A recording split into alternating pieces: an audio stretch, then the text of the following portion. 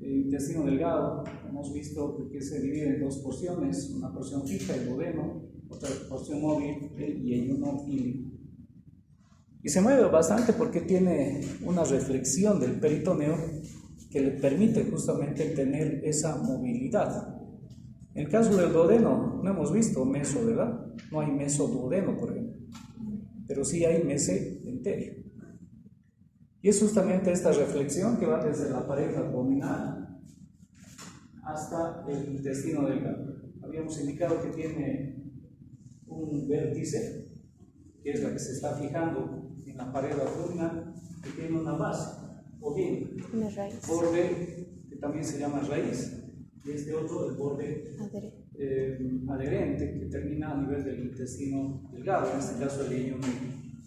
Si nosotros medimos esta altura, está entre los 15 a 18 centímetros, o sea, permite mover libremente a las asas intestinales cuando se vaya a hacer alguna resección del intestino delgado, que en nuestro país es bastante común, justamente por el tipo de dieta que tenemos.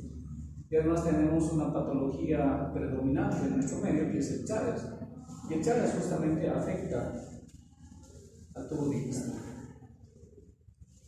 Habíamos visto que en el interior del mesenterio se encuentran justamente los vasos sanguíneos, se encuentran nervios, se encuentran vasos linfáticos.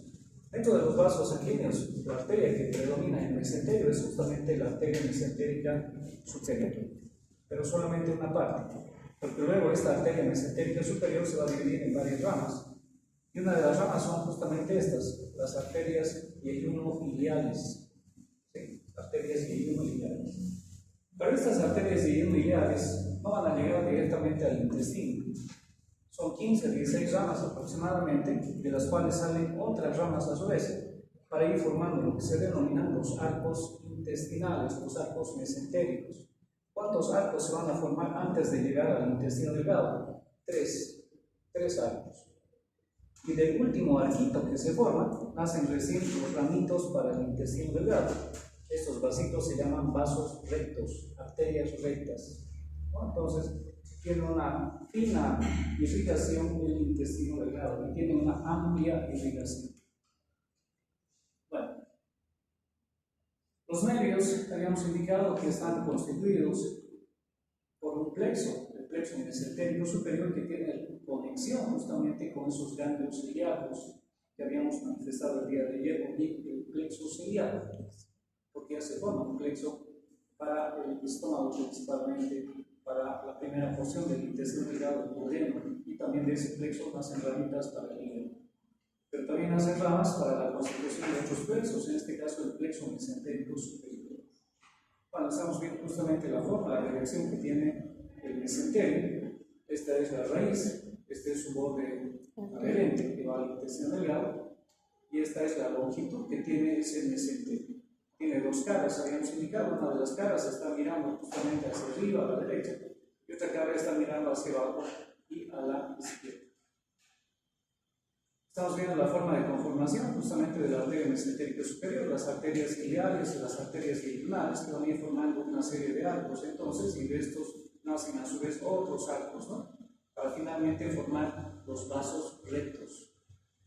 La última ramita que proporciona la arteria mesentérica superior es la arteria iliocólica, y la primera rama también se va a anastomosar con la arteria pancreático-duodenal inferior, porque esa es la primera rama de la arteria mesentérica superior, ¿verdad? Entonces aquí vamos a encontrar anastomosis con la arteria pancreático-duodenal, y aquí estamos viendo una ramita que no solamente es para el intestino, sino también para la primera porción del intestino grueso. Bueno, ahí están los arquitos, drenaje venoso, y estamos observando justamente todo lo que corresponde al intestino grueso. ¿Por qué se ve de negro? Bueno, esto es con contraste, evidentemente, pero de todas maneras, ¿no? Si no pusiéramos contraste, seguiríamos viendo así el intestino delgado, porque aquí está, ¿verdad? Está rodeado por el intestino grueso, por eso le está formando un marco, el marco cólico. Entonces, aquí está el intestino delgado. ¿Y por qué se ve de negro? ¿Tendrá aire en su interior?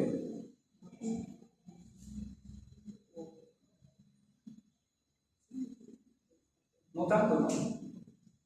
¿Qué va a tener principalmente en su interior? Si se fijan bien, se está dibujando bien las asas intestinales.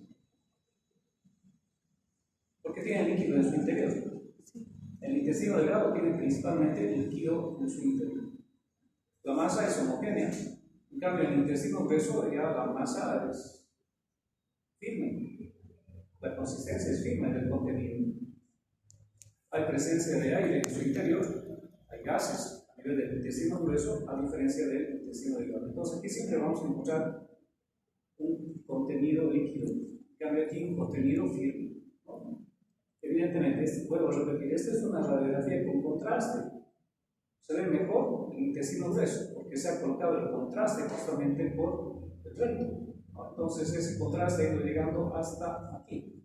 Inclusive esta partecita se puede observar bien, ¿no? Porque es la unión justamente que tiene con el intestino delgado. Pero hasta ahí llega, no va más allá. Nuevamente, la diferencia, fíjense ustedes, entre el intestino grueso. Ahora sí, esto ya es el contraste. Es una radiografía simple que muchas veces ustedes lo van a poder pedir de emergencia, si es que no hay, lógicamente, contrastes, si no hay tomografía, donde van a estar, y en el área rural le sacan a uno este tipo de radiografías, sin contraste. Entonces, ¿cómo podemos observar qué es esto? Intestino grueso. ¿Por qué? Porque tiene aire en su interior. Gran parte es aire. Y este es el intestino delgado, siempre rodeado por el intestino grueso. ¿Está bien? Entonces, para que ustedes puedan diferenciar. Bueno, pero ¿qué van a buscar? ¿Por qué van a pedir seguramente una radiografía simple de emergencia? Porque nuestro paciente tal vez va a estar distendido, ¿sí? No va a eliminar gases. Nosotros escuchamos y no hay sonido, no hay ruidos intestinales. Porque después, cuando colocamos con el fonendoscopio, siempre hay ruidos, ¿no? Hay ruidos intestinales, hay ruidos citoaéreos. Si nosotros estimulamos con los dedos, se ve el movimiento que tiene el intestino en algunos casos, ¿no? Peristaltismo. Entonces, pacientes que están con distensión, pacientes que no responden a la estimulación cuando se les toca con los dedos para ver la motilidad, pacientes que tienen mucho dolor, no tienen evacuación de gases, etc. Pedimos una radiografía simple. ¿Para qué? Para buscar posiblemente, tal vez esto. Vean ustedes, ¿por qué está tan negro aquí? Hay bastante aire, ¿no? Entonces, en algún grado está ocurriendo ¿qué cosa? Obstrucción. Una obstrucción. Entonces, cuando el abdomen está distendido, pues se ve que hay obstrucción. ¿Será alguna masa, tal vez? Si nos fijamos aquí, hay bastante líquido, pero no se ve ninguna masa que estuviera obstruyendo el tránsito. Y si el paciente no existe una evacuación de gases, pero no puedo hacer del baño, entonces con seguridad se está formando tal vez un fecalón.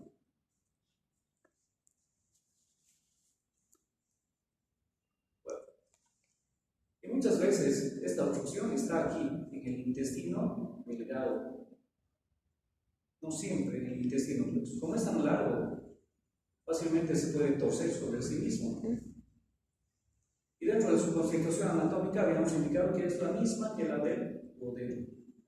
Vale decir, tiene una serosa, tiene una capa muscular, tiene una capa mucosa y tiene una mucosa. ¿Y qué difiere con la del duodeno? Que a nivel de la mucosa, por ejemplo, del intestino delgado, nosotros vamos a encontrar unas bandas circulares, unos pliegues circulares, que en histología seguramente les han hecho conocer con el nombre de válvulas conviventes. ¿Qué más? A nivel de la mucosa, vamos a encontrar diferentes glándulas. ¿Qué tipo de glándulas? Pero ya han hecho esto en histología, ¿ustedes? ¿De Brunner? Las glándulas de Brunner. ¿Dónde están más las glándulas de Brunner? Cerca del duodeno, ¿no? A medida que se van alejando, van disminuyendo. ¿Y quiénes están de canto a canto? Las glándulas de. Pero vamos a reclamar al doctor Tiara. Las glándulas de Lieberkühn, ¿no? Entonces, glándulas de Brunner, glándulas de Lieberkühn. aparecer ya pequeñas formaciones linfáticas a medida que se va acercando al intestino grueso, ¿no? Lógicamente las vellosidades intestinales. En la suma 2, ¿qué es lo importante? Habíamos indicado que se encuentran vasos y nervios, ¿no? Y los nervios van a formar dos plexos, no están dispuestos en una sola hilera, están dispuestos en dos hileras. Y se denominan plexos de Meissner y de Haber-Bosch, o plexo entérico y entérico. ¿Por qué es importante estos plexos? Resulta que el trypanosoma cruzi ataca no solamente el nodo de conducción, el sistema de conducción del corazón, sino también estos plexos. Y estos plexos son los encargados de producir la motilidad del intestino, o sea, mueven, contraen los músculos lisos. Y si estas fibras son destruidas, entonces ¿qué va a pasar? Se va a paralizar el intestino. Cualquier contenido importante que esté dentro del intestino delgado va a poder producir una torsión. Además, si esto ha perdido su tono muscular, ¿cómo va a estar el intestino delgado? ¿Grande o pequeño? ¿Cómo va a estar? ¿Qué falta de análisis? Mari, ¿cómo está? ¿No? Grande. El tono muscular permite más bien que sea pequeño, ¿no? Por eso les decía, aquí en mamografía hay mucha diferencia entre el vivo y el cadáver. El cadáver siempre vamos a ver, usted tiene oportunidad de ver ya las preparaciones, cómo está el intestino. Grande, ¿no? Se le sale, parece que no cabe. Muchas veces les digo a los alumnos, a ver, coloquen la cadera abdominal y no pueden colocar, está muy grande. No es que esté grande, es que ya no tiene tono muscular. ¿Quién es el que produce ese tono muscular, la contracción? Justamente estos plexos a nivel del intestino delgado. Hay que tomar en cuenta que en la terminación del intestino delgado, ya en la unión con el intestino grueso, muchas veces aquí nosotros vamos a poder encontrar una pequeña formación muy parecida a este que estamos viendo. Esto es la apéndice, pertenece al intestino grueso. Y hay otra formación muy similar, pero que está superiormente. No es más que el divertículo de Meckel, que biológicamente es representado aquí al conducto vitelino. Entonces, muchas veces se puede confundir justamente el apéndice con el divertículo de Meckel. Y dicen, no, bueno, he sacado el apéndice, tenía una posición medio rara, porque el apéndice puede tener diferentes posiciones, diferentes direcciones. ¿No? Puede ser retrocecal, puede ser presecal, puede ser descendente, puede ser medial, o bien puede ser ascendente. Y confunden muchas veces con el divertículo de Meckel, se confunde con el divertículo de Meckel. Se saca el divertículo de Meckel pensando que es el apéndice, el paciente sigue con toda la sintomatología, porque no se ha sacado, no se ha extirpado realmente el apéndice. Bueno, vamos entonces con el intestino grueso. Bueno, ¿qué partes tiene el intestino grueso? ¿Cuántos segmentos se divide el intestino grueso? Bueno, el intestino grueso se lo divide en tres partes: el ciego, el colon y el recto. ¿Sí? Ciego, colon y recto. El colon, a su vez, se lo divide de acuerdo a la dirección que tiene. Primero tiene una dirección ascendente, ¿cómo se llama colon? Ascendente. Luego tiene una posición transversa, que es bastante larga, ¿no? Se llama colon transverso. Y luego tiene otra porción que se llama colon descendente. Pero hasta llegar al recto, hay todavía, ¿no? Una pequeña porción que se denomina colon sigmoide, colon iliopélvico. Como el colon se está flexionando varias veces, aquí se está flexionando, aquí se está flexionando, pues a esto se llaman ángulos. Ángulo hepático y aquí ángulo esplénico. Vamos a la primera porción. Trapecito. ¿Qué diferencias hallamos entre el intestino delgado y el intestino grueso? Las diferencias se pueden ver muy fácilmente que nosotros estamos observando en la radiografía. La presencia primero del diámetro. ¿Cuánto tiene de diámetro el intestino delgado? De 2 a 3 centímetros. En cambio, el intestino grueso tiene un diámetro promedio de 6 a 8 centímetros. Mucho más a nivel del ciego y a nivel del recto, porque podemos encontrar diámetros inclusive de 10 centímetros. Entonces, el diámetro, diferente al intestino delgado. La longitud, también diferente. ¿Cuánto mide el intestino grueso? Aproximadamente 1,5 metros.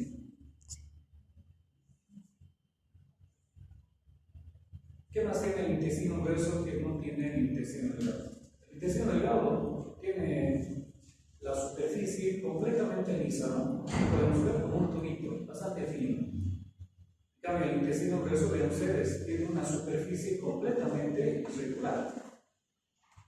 Es que tiene pequeños surcos que van a formar pequeñas bolsitas que se denominan austraciones. Entonces, el intestino grueso tiene austraciones.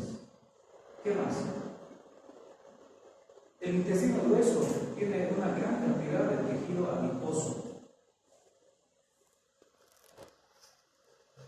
condensado de manera de pequeñas pelotitas, y eso se llaman apéndices epicólicos. Entonces vamos a encontrar tejido adiposo de manera de unas pelotitas que se denominan apéndices epicólicos. Bueno, aquí estamos viendo ya una imagen. Fíjense ustedes, ahí están las austraciones, aquí están los apéndices epicólicos. Evidentemente, ¿no? El diámetro mucho mayor que el intestino delgado. ¿Y qué más tiene el intestino grueso? Bueno, el intestino grueso ya tiene como contenido una materia firme. Se está formando ya la materia fecal. Entonces, necesita empujar ya esa materia fecal hasta el lado. Y para eso necesita hacer mucha fuerza. Ya no es suficiente este músculo que está a nivel del intestino delgado, ¿no? Fibras circulares, fibras longitudinales, ya no es suficiente. ¿Qué necesita? Condensar esas fibras longitudinales. Y las condensa, las concentra en 3 cintillas. Estas son justamente las cintillas. Se llaman así, cintillas longitudinales, o también se llaman tenias musculares.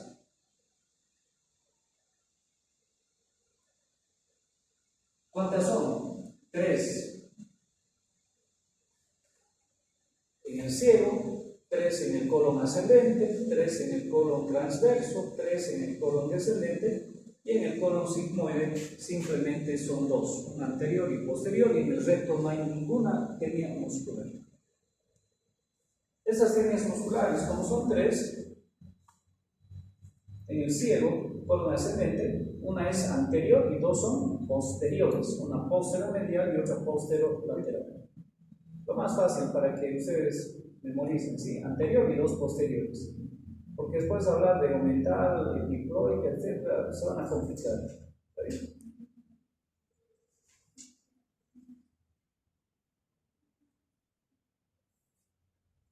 Lógicamente, estas van a cambiar de posición a medida que vayan hacia arriba, ¿no?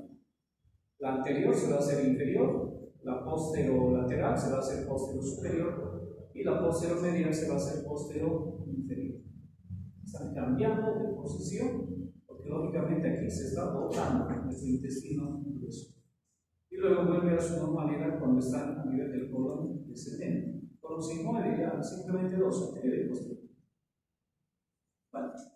Entonces, estas son las diferencias del intestino grueso con el intestino delgado. El diámetro, la longitud, la presencia de divertículos que se llaman austraciones, la presencia de apéndices epicólicos y la presencia de tenias musculares. La primera porción del intestino grueso habíamos indicado que se denomina ciego. ¿Cuál es el límite del ciego? Bueno, el límite del ciego está determinado justamente por el borde superior de la unión del intestino delgado. Esto se llama unión iliocecal.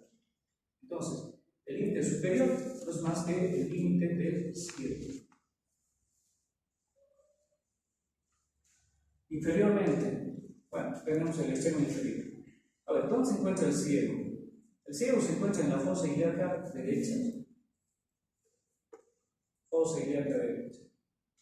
Es un divertículo, es una dilatación del intestino grueso. Tiene una longitud de 6 a 8 centímetros por 8 a 9 de diámetro transversal. Por lo tanto, tiene dos extremos, un extremo superior, un extremo inferior, una cara anterior, una cara posterior y caras laterales, una cara medial y una cara lateral propiamente dicha. El extremo superior se está continuando, ¿no?, con el colon ascendente. Su extremo inferior es este, se está apoyando a nivel de la fosa ilíaca y muy cerca del extremo inferior, en la cara medial, vamos a encontrar primero la unión iliocecal. Inferiormente a la unión iliocecal vamos a encontrar el apéndice.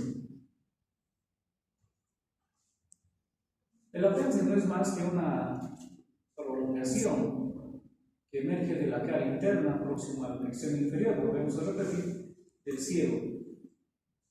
Es una prolongación que tiene una longitud de unos 10 centímetros, unos 15 milímetros de diámetro, vale decir es delgadito, pero es bastante largo, que tiene una dirección variable. Lo normal es esta dirección. ¿Cómo se llama esta dirección, esta posición que tiene el apéndice? Descendente. ¿Sí? Descendente. Esa es la posición normal del apéndice.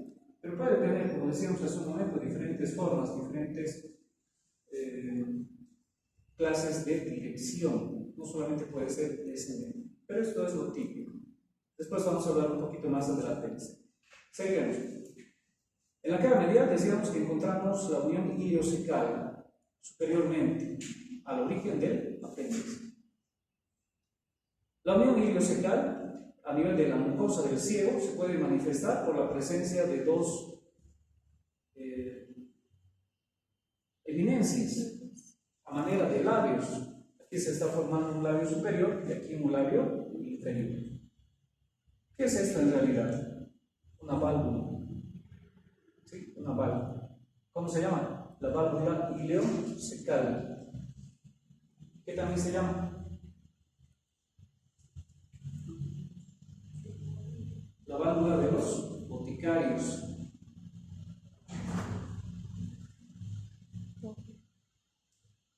La válvula de Houston.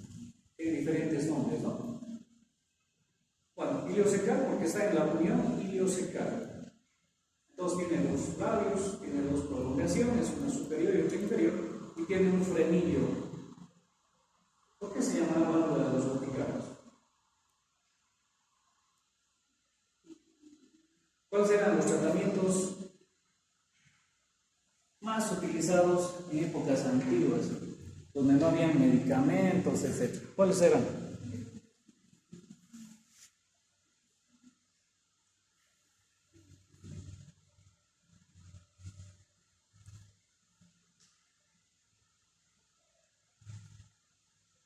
Si así hubieran estado en blanco, la gente de antes, no hubiera habido evolución, no hubiera habido medicamentos, no hubiera habido nada, ¿no?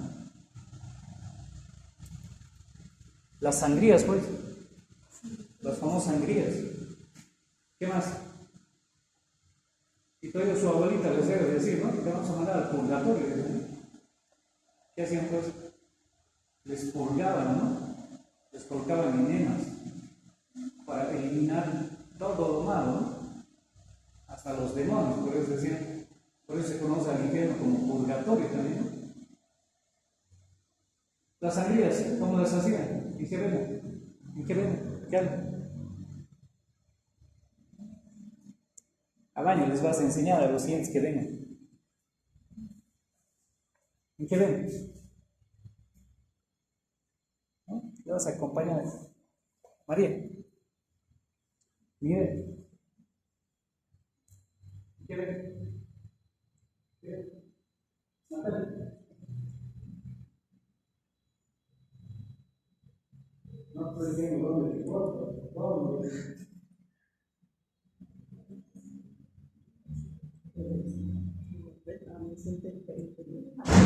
¿Cómo vas a cortar la vena mesentérica superior?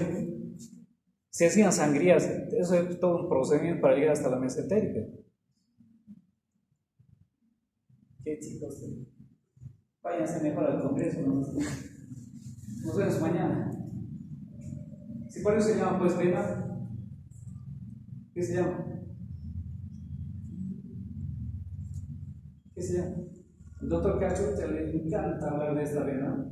Se da cuenta de esta vena. ¿Cómo se llama esto? La vena dorsal del quinto dedo, ¿cómo se llama? Salvatella.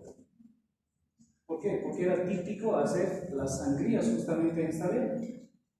Porque pensaban que la enfermedad estaba en la sangre. Evidentemente, muchas veces funcionaba, ¿no? ¿En qué se funcionaba? Los pacientes que tenían poliglóbulo funcionaba. Por eso decían que salva vidas, salvatella. Y el otro tratamiento era justamente los enemas. ¿No? Bueno, nos vemos entonces. Ya la